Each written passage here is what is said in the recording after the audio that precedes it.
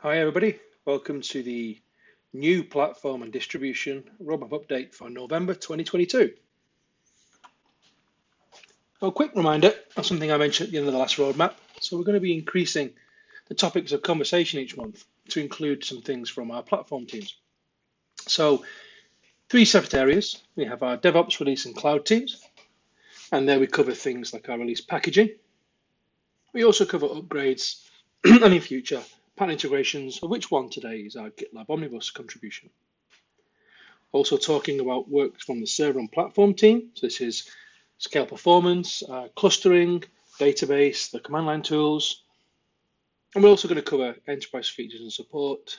So these are the dashboarding, Grafana, Prometheus, Elasticsearch,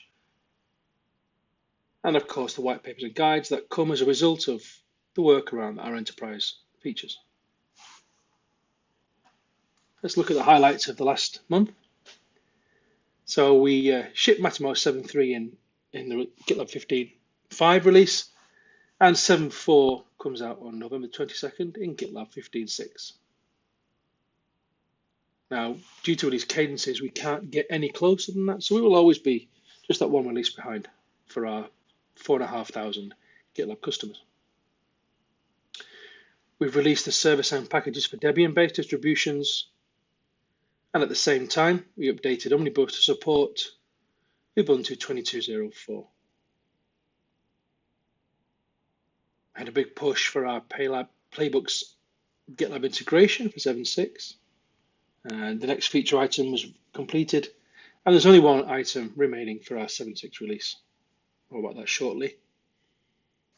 And we continue to look at how we can improve the Slack to Mattermost migrations, and we have indeed removed one of the tools needed, so we've gone from 3 down to 2.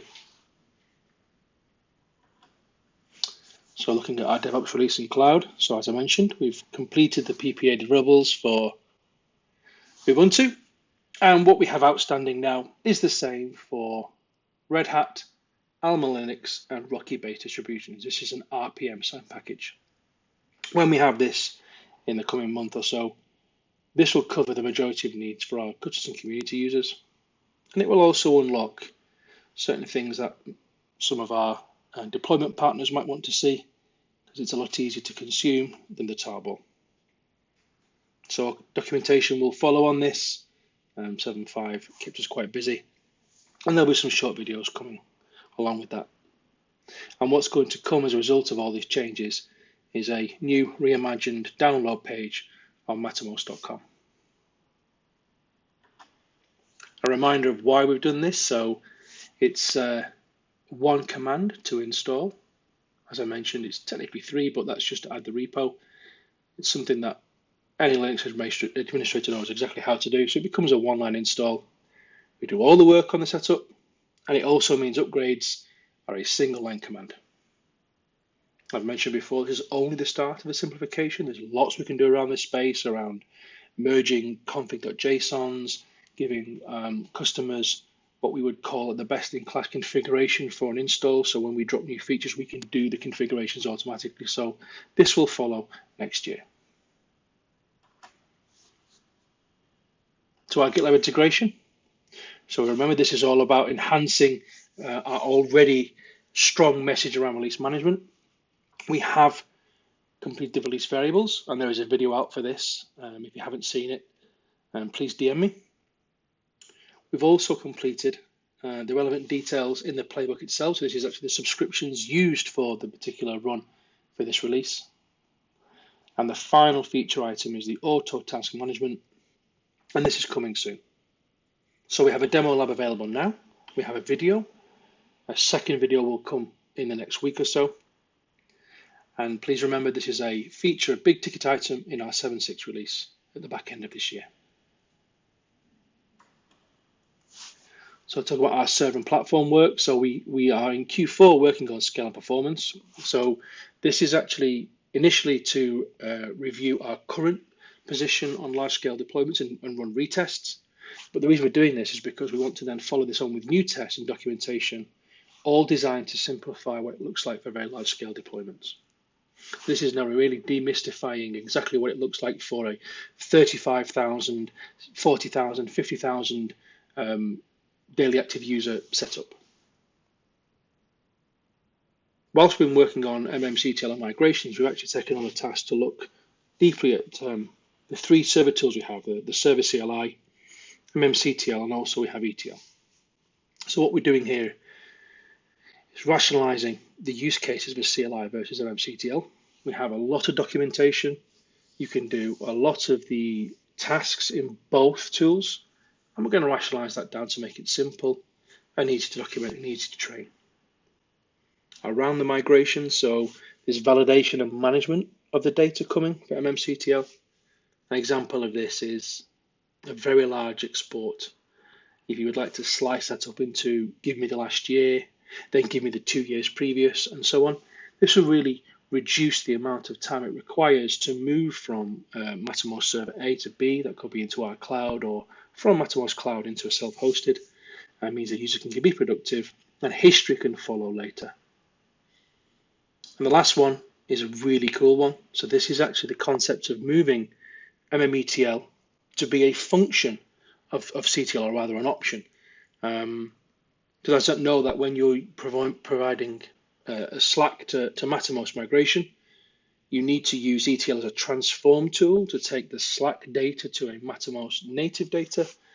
And the idea here is that to simplify this migration, bring it all into CTL.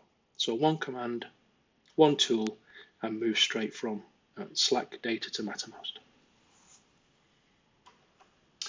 We had another item we were working on in the last month, and it has been delayed due to a focus on our 7.6 release and the GitLab integration. But this is actually shifting the way we do our documentation to a persona outcome base. We all know we have a great wealth of information in documentation, and we're just moving things around to make it more accessible to customers. So this will follow shortly. And finally, now we're talking about platform and distribution together. Just want to share some of the items that are in discussion for FY24. The first one is something we've discussed, which is the support matrix. This is giving our customers what I would say would be a landing spot in terms of what good looks like. So operating systems, databases, clients versus servers, and doing this for each release. So customers get a good grip on exactly where they need to be and what good looks like for their deployments. This is industry standard. We'll follow that model, but it's something that most admins will be happy to consume. Another focus area for us is ESR, and specifically the cadence and lifecycle. So we're looking at whether or not the release cadence of an ESR could be changed somewhat, just to cover a wider range of versions to meet what our customers are looking for today. And then to support that, would we want to potentially increase the period that we support this given ESR? This is about having customers in a happy position so that they might not be able to upgrade every year, but we can give them what they need to be in a supported position whilst their thousands of users are running Mattermost. Another area for the platform team here is the in-product setup. So as you all know, you deploy Mattermost server, and the first thing you need to do is go ahead and use the command line and configure key parameters in the config.json file. The idea here is that you'll just start the server and you'll visit the URL and you will enter the key parameters needed for a Mattermost server to function.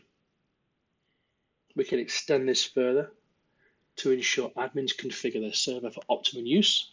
So an example of this would be, rather than having SMTP as a setting in System Console they have to go and discover later, we can bring that right to their early setup phase to ensure the best experience for their users. Another area of focus is the cluster technology. So since we're looking already at scale performance and what a deployment would look like, for example, for 30,000 concurrent users, we also want to look at what this could look like as you scale out horizontally. So there's a lot of ideas for both distribution and platform in FY24.